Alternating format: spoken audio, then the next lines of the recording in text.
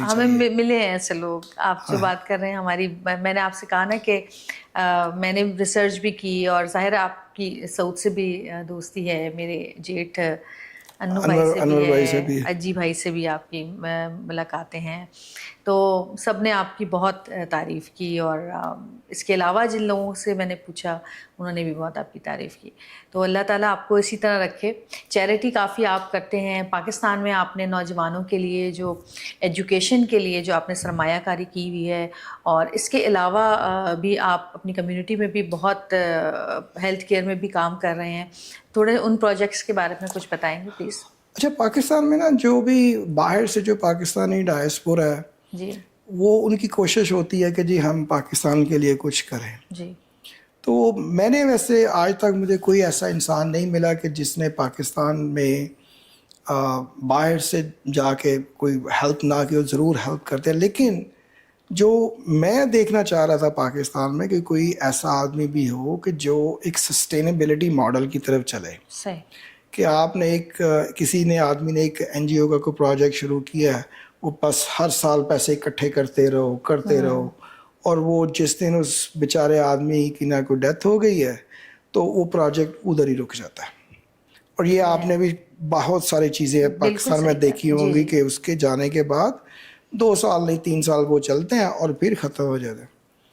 اچھا، میری نا شروع سے ہی میں اگر ریکال کروں تو 14 سال کی عمر کے بعد میرے جو فیصلے ہوتے تھے نا وہ تھوڑے سے ڈفرینٹ ہوتے تھے، ذرا ہٹ کے. اور لوگ مجھے یقین کریں ان دنوں میں نا یہی کہتے تھے کہ یہ تھوڑا سا بکھلا گیا ہے، یا ڈسکریج سے کرتے تھے کہ پتہ نہیں کیا بول رہا ہے نا. تو وہ 4-5 سال بعد وہ چیز ویسے ہی ہو رہی ہوتی تھی جیسے کہ میں کچھ کہہ رہا ہوتا تھا. دیکھیں، آپ کو ایک پتہ ہونا چاہیے کہ میں نے کرنا کیا ہے. اب جب یہ ایجوکیشن کی بات آئی، میں نے سید بابر صاحب جو لمس یونیورسٹی کے ہیں ان کا بھی بڑا نام سنا، لیکن وہ ہر سال وہی کر رہے ہیں کہ پیسے اکٹھے کریں وہ تو میرے ذہن میں ایک چیز آئی کہ ہم کیوں نہ ایک انڈوومنٹ فنڈ بنائیں. اس میں سے جو اس کی انکم آتی رہے گی نا، میں تو آج چلا جاؤں لیکن اس کی انکم آتی رہے، ٹھیک ہے نا، وہ ادارہ چلتا رہے. میرے جانے کے بعد اگر میرے بچوں نے اس کو فنڈنگ نہیں کی یا ان کے بچوں نے نہیں کی تو پھر کیا ہوگا.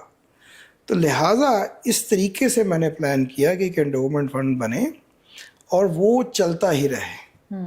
ٹھیک ہے، تو اس طریقے سے تقریباً اب جو ہے نا وہ انشاءاللہ پروجیکٹ تھوڑا سا ڈیلے ہو گیا ہے اس کی کنسٹرکشن کی کچھ کمپلیکیشن سے، تو انشاءاللہ وہ نیکسٹ ایئر میں کمپلیٹ ہو جائے گا. اور امید تو ہے کہ تقریباً 400 بچہ ہر سال جو ہے نا اسکالرشپ لے کے تو اس کی اپنی تعلیم پوری کر سکے گا. تو یہ میرے ذہن میں ہے کہ اگر ان 400 میں سے جب وہ کوئی 20-25 سال بعد جب بڑے ہوتے ہیں تو ان میں سے اگر ایک تنویر نکل آئے کہ جو یہ سوچے کہ میں نے ملک کے لیے اور کرنا ہے، تو اسی طریقے سے نا ہر سال پھر ایک تنویر نکل رہا ہے.